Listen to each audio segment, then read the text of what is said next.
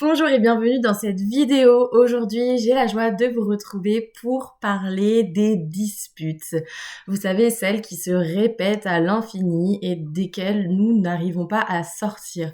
Aujourd'hui, je vais vous expliquer ce qu'est la boucle rétroactive dans le couple et vous expliquer aussi comment en sortir. Je vous invite d'ores et déjà à vous abonner si c'est pas déjà fait et on va pouvoir tout de suite commencer et rentrer dans le vif du sujet. Alors, est-ce que ça vous est déjà arrivé de vous disputer, donc toujours pour la même chose, et d'avoir l'impression que rien ne change, quoi que vous fassiez?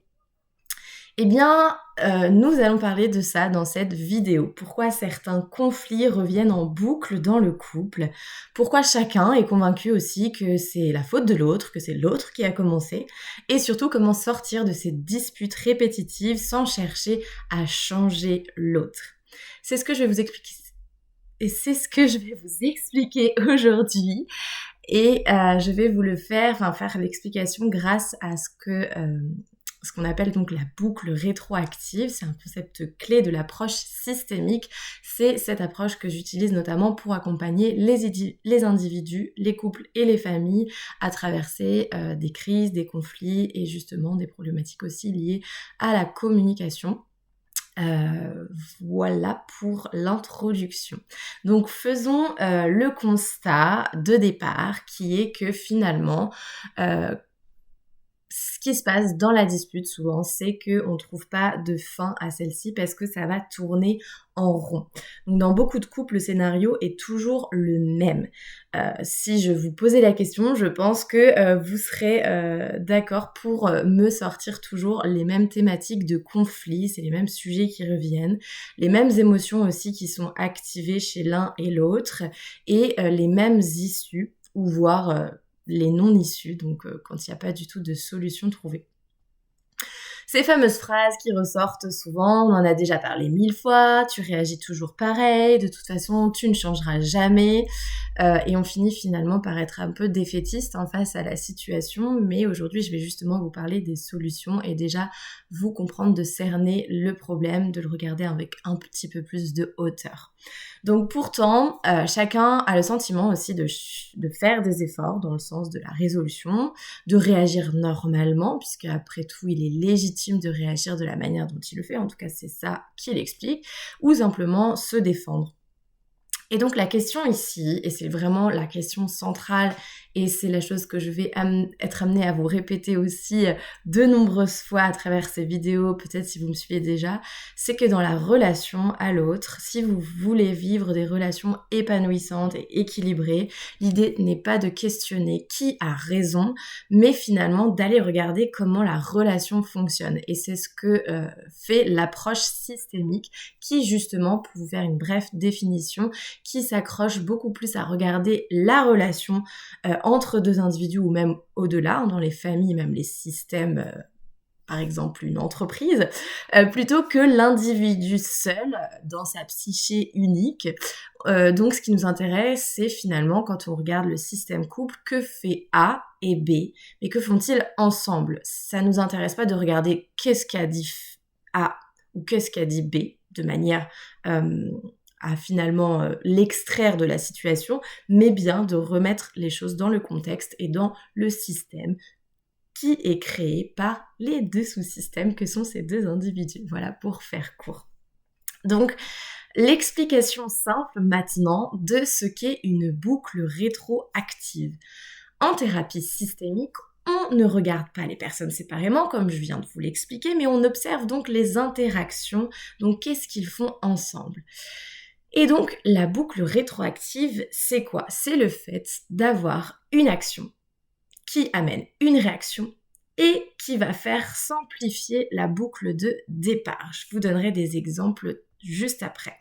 Donc finalement, on ne va pas se questionner sur la cause des causes, de savoir qui a commencé.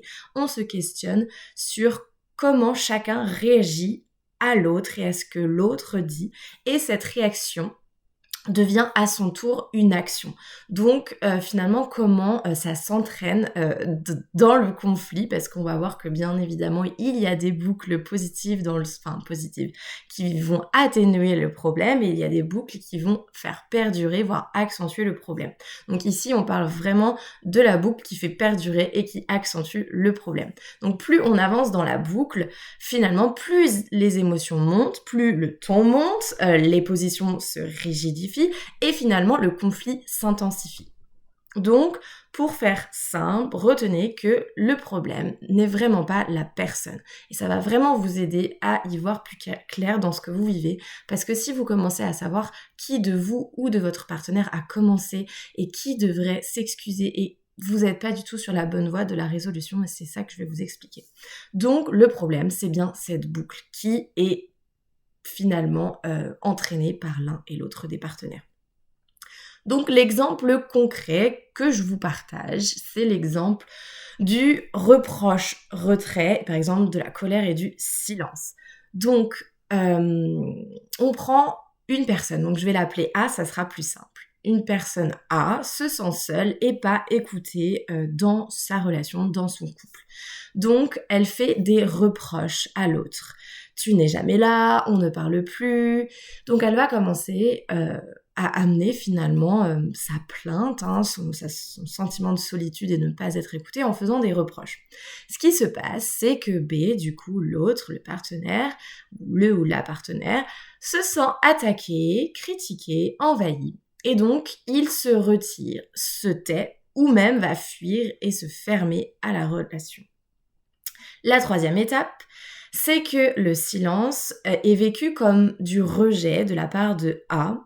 Et donc la première personne, donc A, augmente les reproches, parfois avec aussi un sentiment de colère qui va s'exprimer. Donc on voit bien que finalement, la réaction de B à ce qu'a fait A dans un premier temps va accentuer le besoin de A de venir s'exprimer, et plutôt que de changer de stratégie, A va continuer à faire des reproches, et cette fois-ci avec un ton peut-être un peu plus élevé, avec plus de colère.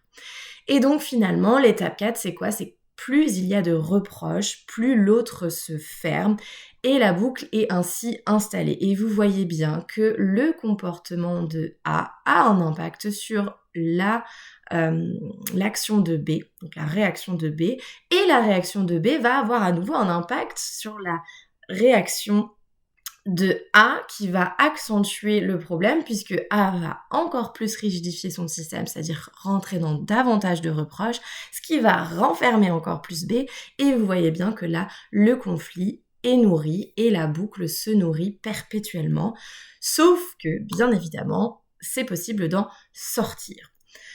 Donc, finalement, c'est quoi ? C'est que chacun va penser que si elle ou il ne faisait pas ça, je n'agirais pas comme ça. Donc il y a une externalisation aussi du problème, c'est-à-dire que je suis comme je suis et je réagis comme je réagis parce que tu es comme tu es et que tu m'as dit comme ça et que tu as exprimé de telle manière et que ça m'a pas plu et tatati et tatata. Donc pourtant, on voit bien ici, comme je viens de vous le montrer, que les deux alimentent la même dynamique. Parce que ce que je dis aussi très souvent, c'est que dans une relation, nous sommes deux.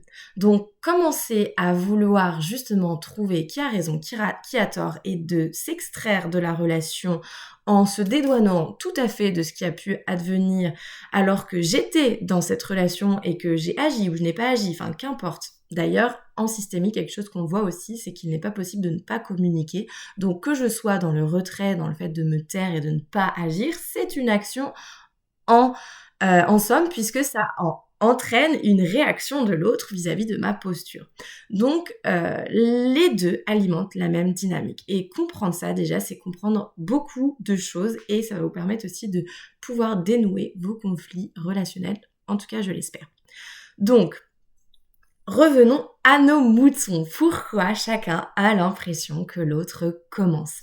Finalement, c'est une question perceptuelle, c'est-à-dire que chacun ne voit que sa propre réaction, ne regarde que de son propre prisme, mais n'a pas l'effet qu'il produit sur l'autre. C'est-à-dire que parfois, c'est un manque aussi d'intelligence, si on pourrait dire émotionnel, relationnel, c'est-à-dire de se rendre compte que ce que je dis et ce que je fais, tout comme l'autre a un impact sur moi quand il agit ou qu'il dit certaines choses, et bien inversement, lorsque je dis ou je fais certaines choses, l'autre va réagir et va être impacté de la manière dont j'agis. Donc, ce qu'il faut aussi comprendre, c'est que chacun agit de manière générale au sein d'une relation, soit pour se protéger de quelque chose qu'il prend comme une attaque, comme une intrusion, comme quelque chose qui le touche dans une partie de son être, soit pour préserver le lien, donc ça va être dans un souci de faire en sorte que le lien reste, et ça on verra aussi éventuellement des exemples, ou encore pour faire passer un message, donc exprimer quelque chose à l'autre. Et dans l'exemple que je viens de vous donner là, les reproches sont souvent une tentative de rapprochement. C'est pas forcément perçu de cette manière-là par la personne qui les reçoit, mais c'est une façon d'exprimer ce que je ressens, ce que je vis et les difficultés aussi que je traverse. On verra aussi que la méthode n'est pas forcément toujours la plus adaptée. Alors que le retrait est lui souvent une tentative d'apaisement, c'est-à-dire que lorsque je suis en contact avec l'autre et que je me sens culpabilisée, justement parce que la personne fait des reproches, et bien pour tenter d'apaiser ce que ça m'active à l'intérieur, ce que sont les émotions suscitées par ces reproches, eh bien je vais me retirer pour m'apaiser.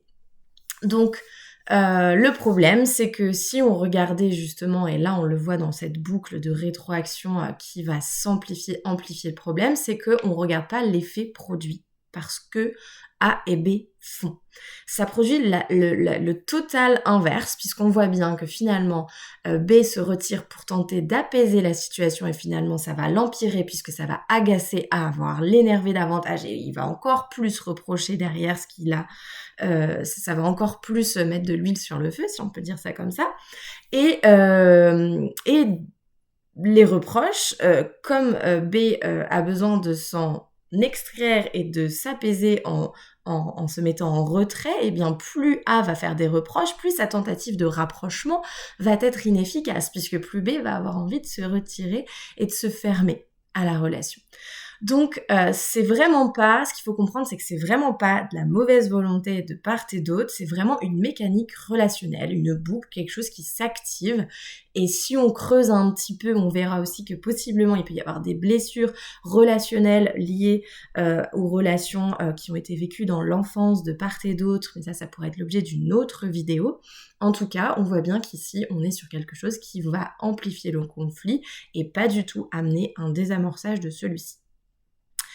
Donc ensuite, comment sortir de la boucle? Changer un maillon, pas la personne. Donc l'idée, c'est pas de dire on va changer A, on va changer B. Non, c'est qu'on va essayer de changer la manière dont leur relation fonctionne et dont ils entrent en interaction l'un avec l'autre.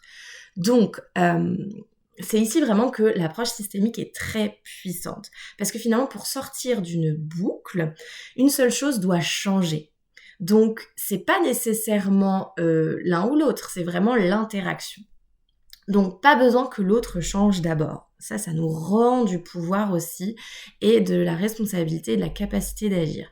Et encore une fois, pas besoin d'avoir raison. Alors, si on reprend l'exemple que je vous ai donné, si je reproche, donc si je suis dans le reproche, j'essaie d'exprimer un besoin sans accusation. Et si je me retire, je verbalise mon besoin d'espace au lieu de disparaître.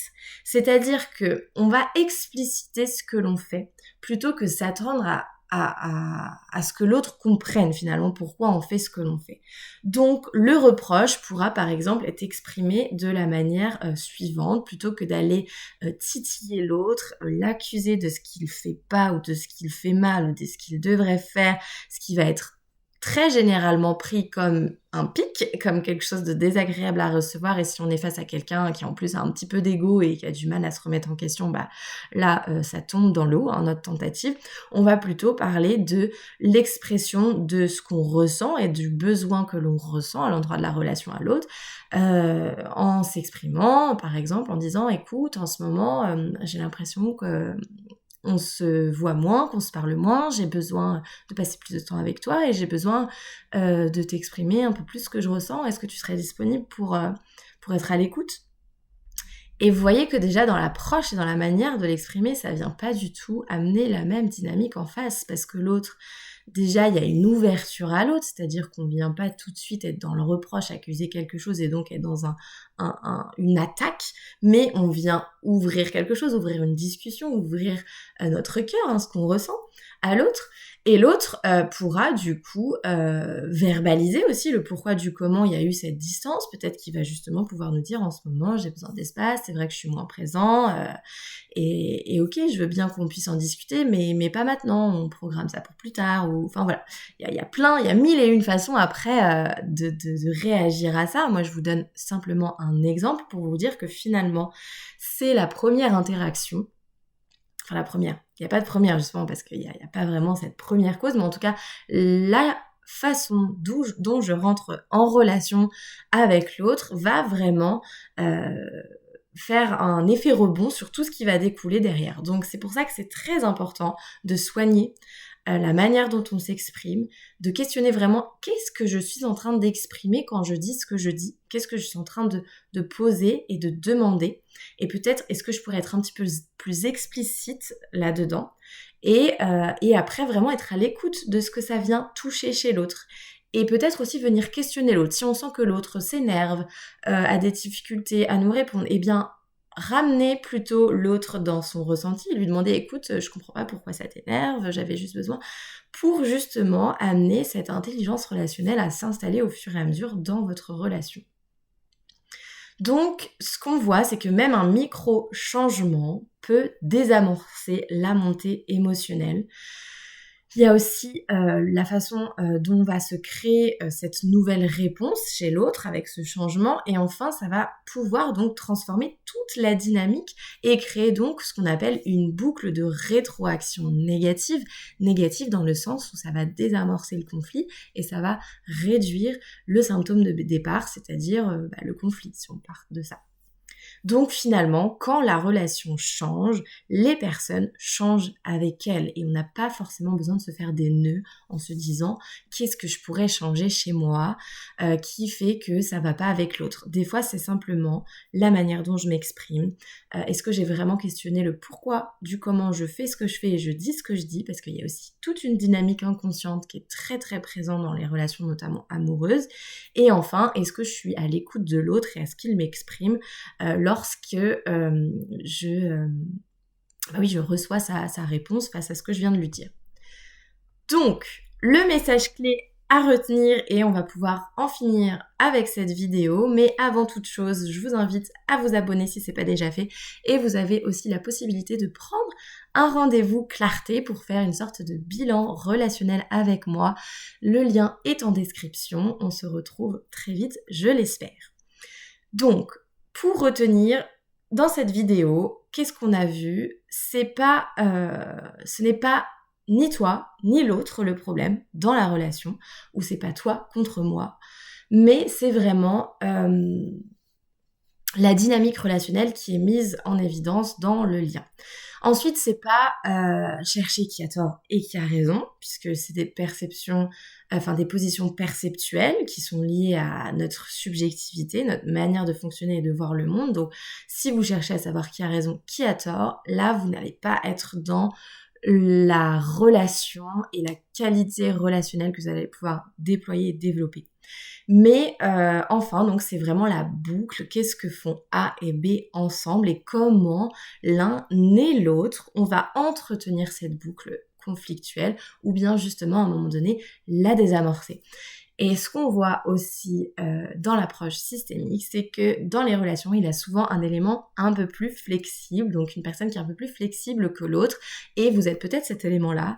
Donc, si vous voulez que votre relation s'améliore, soyez le changement que vous voulez voir dans votre relation et dites-vous bien que si jusqu'à présent vous avez tenté d'exprimer à votre partenaire quelque chose qui vous tenait à cœur, qui vous touche, qui vous blesse, mais que vous l'avez toujours fait de la même manière, peut-être qu'en changeant la manière dont vous allez lui exprimer, ça va changer toute la dynamique relationnelle. En tout cas, je vous le souhaite. Donc, comprendre la boucle, c'est déjà en sortir. J'espère qu'en tout cas cette vidéo vous aura plu et que vous allez pouvoir commencer d'ores et déjà à amener ce petit changement dans votre relation et dans votre couple pour pouvoir changer toute la dynamique relationnelle. En tout cas, les conflits ne sont pas une fatalité, même si c'est quelque chose de répétitif. Ils sont aussi répétitifs parce que vous pouvez aussi vous dire qu'il y a quelque chose qui cherche l'issue dans votre manière de fonctionner. Vous cherchez à retrouver un équilibre perdu, vous cherchez à vous apaiser, vous cherchez à être en lien et c'est pour ça que vous avez ces comportements dits répétitifs. Mais vous pouvez adopter de nouveaux comportements répétitifs, mais qui vont être répétitifs dans le bon sens parce qu'ils vont faire que augmenter la relation que vous allez avoir avec votre partenaire, votre confiance en vous, l'amour que vous vous portez et ça peut vraiment aller dans le bon sens. Donc, les conflits répétitifs sont souvent le signe que le couple est bloqué dans une dynamique et qu'il a besoin d'un regard extérieur pour la transformer. Et c'est pour ça que je vous recommande aussi vivement de vous faire accompagner par un thérapeute pour vous aider justement à prendre de la hauteur sur ce que vous êtes en train de vivre parce que le problème dans les conflits relationnels, c'est que quand on arrive à un moment où les blessures de part et d'autre et la souffrance de part et d'autre est trop exacerbée, on n'arrive plus finalement à voir d'où est-ce qu'on part, pourquoi est-ce qu'on s'aime et donc on va droit dans le mur. Donc si vous avez besoin de soutien, n'hésitez pas à vous faire accompagner. Je vous dis à très bientôt, n'hésitez pas à liker et à partager cette vidéo et je vous remercie pour votre écoute.